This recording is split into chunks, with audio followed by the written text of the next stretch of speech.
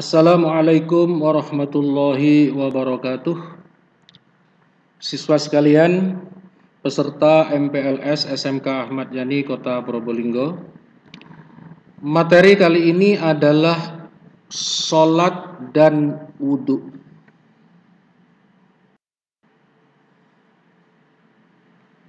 Bisa kalian perhatikan di situ apa sholat itu?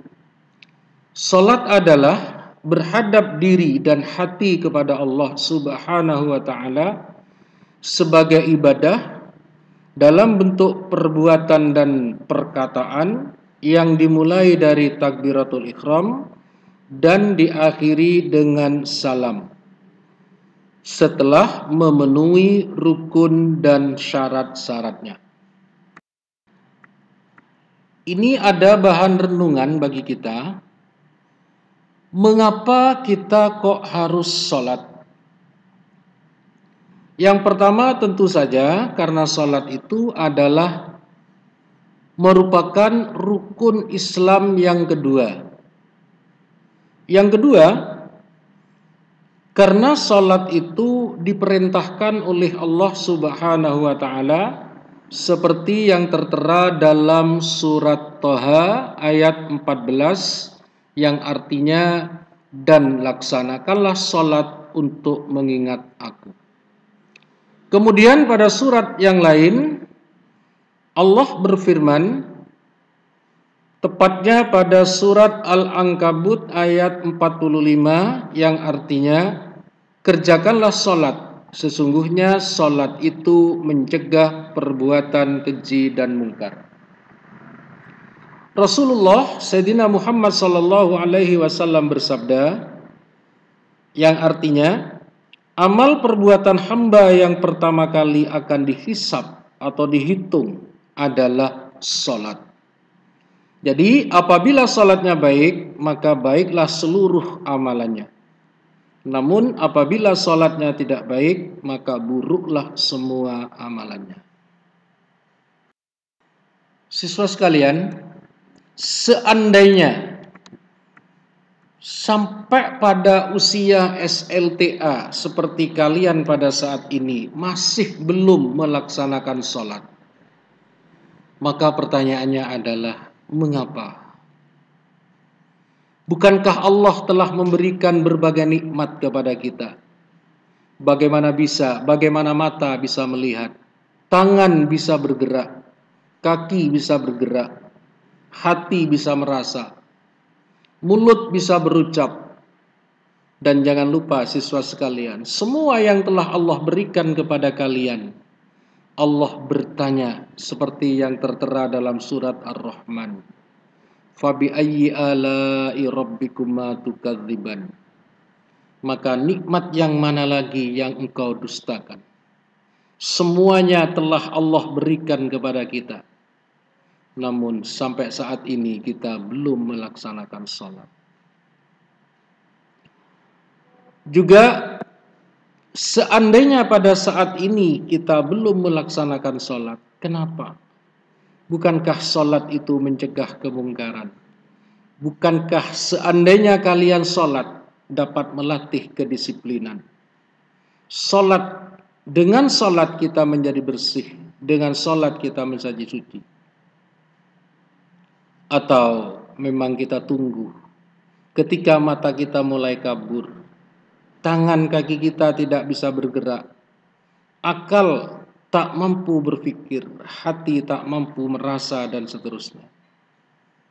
Dan jangan lupa siswa sekalian, semua makhluk yang bernama manusia akan kembali kepadanya, akan disolatkan. Dan mulai saat itu kita tidak akan mungkin lagi bisa kembali ke dunia. Itu, mari kita belajar tentang sholat. Pertama yang harus kalian ketahui adalah syarat sholat. Silakan kamu lihat di situ, ada 8, mulai dari beragama Islam dan seterusnya. Rukun sholat. Rukun di sini berarti kegiatan atau perbuatan atau bacaan yang ada ketika kalian melaksanakan sholat, yaitu berjumlah 13, yang diawali dengan niat dan diakhiri dengan salam dan tertib. Ini yang membatalkan sholat. Silakan kalian baca.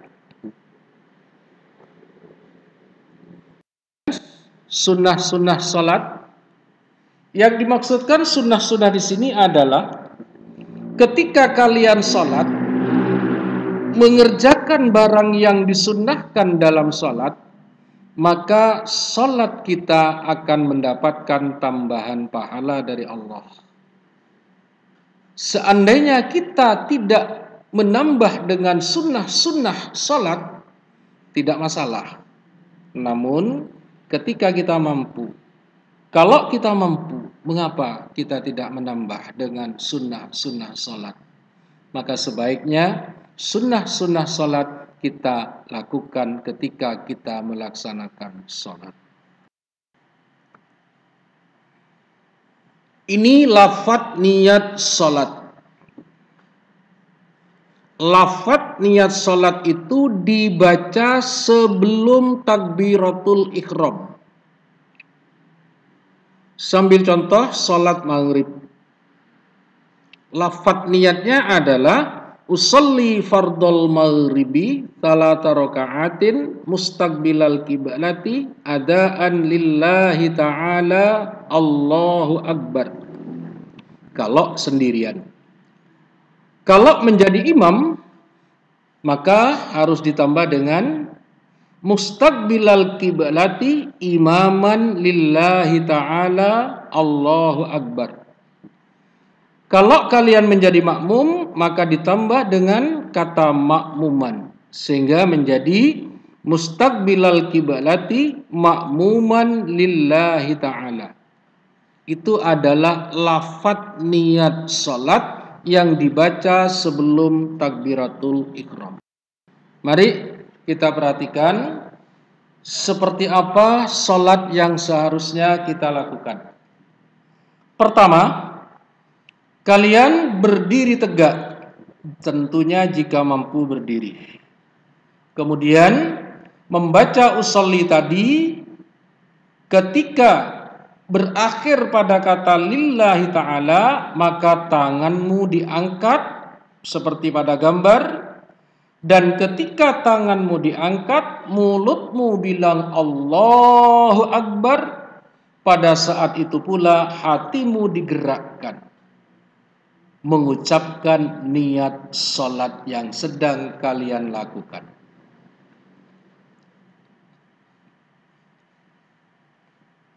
Setelah itu membaca doa iftitah, kabirau dan seterusnya. Kemudian dilanjut dengan membaca surat Al-Fatihah. Ingat siswa sekalian, dalam sholat surat Al-Fatihah itu harus dibaca. Karena kata Nabi tidak dianggap sholat kalau tidak membaca surat Al-Fatihah. Membaca surat pendek, kemudian rukuk. Kalian perhatikan di gambar itu bagaimana orang rukuk yang benar. Antara kepala dan punggung lurus rata-rata air. Yang dibaca pada saat rukuk adalah Subhana rabbiyal azimi wa bihamdihi. Berikutnya iktidal, bangkit dari rukuk. Kalian lihat di gambar itu. Yang dibaca adalah Sami Allahu liman hamida Rabbana walakal hamdu. Setidak-tidaknya itu. Andai kata dilanjutkan Rabbana lakal hamdu mil'us samawati wa mil'ul ardi dan seterusnya, itu akan lebih baik. Setelah itu sujud. Kamu lihat gambar orang sujud di situ, di mana hidung, dahi ditempelkan ke tempat sujud, jari-jari tangan, jari-jari kaki semua menghadap ke arah kiblat. Yang dibaca waktu sujud adalah Subhana rabbiyal a'la wa bihamdihi. Kemudian duduk antara sujud. Kalian bisa melihat posisi orang duduk ketika duduk antara dua sujud. Yang dibaca pada saat itu adalah Rabbil firli warhamni wajburni warfa'ni warzuqni wahdini wa'afini wa'fu anni. Nah, pada rakaat kedua sama seperti rakaat pertama. Di akhir rakaat kedua kalian harus tahiyat awal. Duduknya seperti duduk ketika duduk antara dua sujud. Yang dibaca adalah at-tahiyatul mubarakatus sholawatut thayyibatu lillah dan seterusnya. Kemudian setelah itu bangkit dari tahiyat awal melanjutkan rakaat yang ketiga. Kalau salat maghrib setelah rakaat yang ketiga diakhiri oleh tahiyat akhir. Kalau salat zuhur, asar dan isya setelah rakaat keempat diakhiri dengan tahiyat akhir. Kalau salat subuh setelah rakaat kedua. Perhatikan bagaimana duduk yang betul ketika tahiyat akhir. Bacaan tahiyat akhir seperti yang tertera di situ, dan yang menjadi pokok adalah bagaimana telunjuk tangan kita diangkat, yaitu ketika kalian membaca asyhadu alla ilaha illallah, maka jari telunjuk kita diarahkan ke depan. Dan seterusnya sampai fil alamina innaka majid. Setelah itu baru kalian mengucapkan salam dengan menoleh ke kanan, salam lagi dan menoleh ke arah kiri. Siswa sekalian, tentunya sebelum sholat dilakukan, kita harus berwudu terlebih dahulu. Apa itu wudu? Wudu adalah membasuh, mengalirkan, dan memberikan dengan menggunakan air pada setiap bagian anggota wudu, dengan maksud untuk menghilangkan kotoran yang menempel pada kulit atau untuk menghilangkan hadas kecil. Rukun wudu ada 6. Niat, membasuh muka, membasuh tangan sampai siku-siku, mengusap sebagian kepala, membasuh kaki sampai mata kaki, dan terakhir tertib. Lalu di mana letak membasuh telinga? Siswa sekalian, untuk diketahui, membasuh kedua telinga itu adalah hukumnya sunnah. Karena kita mampu, maka sebaiknya kita lakukan, yaitu setelah kita mengusap sebagian kepala atau mengusap kepala. Kalian lihat seperti apa orang berwudu. Pada gambar nomor 1 itu adalah dalam rangka persiapan. Pada gambar yang kedua, memasukkan air ke dalam mulut atau dengan istilah kumur-kumur. Kemudian yang ketiga, memasukkan air ke dalam hidung atau untuk membersihkan hidung. Baru setelah itu yang nomor 4 kita mulai berwudu. Nah, di saat tanganmu menyiramkan air ke wajah kita, maka disitulah kita niat berwudu. Boleh pakai bahasa Indonesia, boleh pakai bahasa Jawa, boleh pakai bahasa Madura.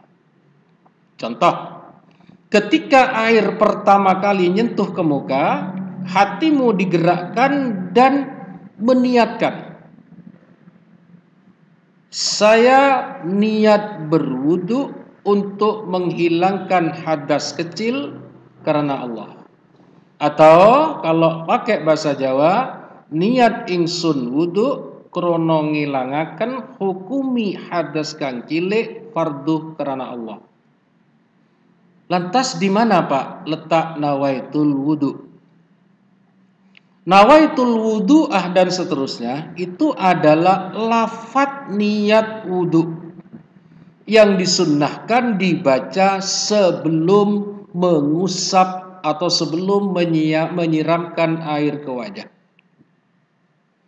Jadi persisnya kalian baca nawaitul wudu'a li raf'il hadatsil asghari fardhol lillahi ta'ala, baru setelah itu mengambil air, kalian siramkan ke wajah atau kalian usapkan ke wajah. Disitulah kalian niat menurut bahasa kalian yang kalian paham.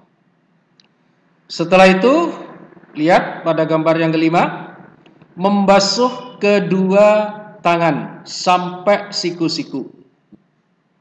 Dalam membasuh kedua tangan ini disunnahkan diawali dengan tangan yang kanan, baru yang kiri. Dan disunnahkan sebanyak 3 kali. Yang kanan 3 kali, baru setelah itu dilanjut yang kiri 3 kali. Jadi bukan kanan, kiri, kanan, kiri, kanan, kiri. Bukan.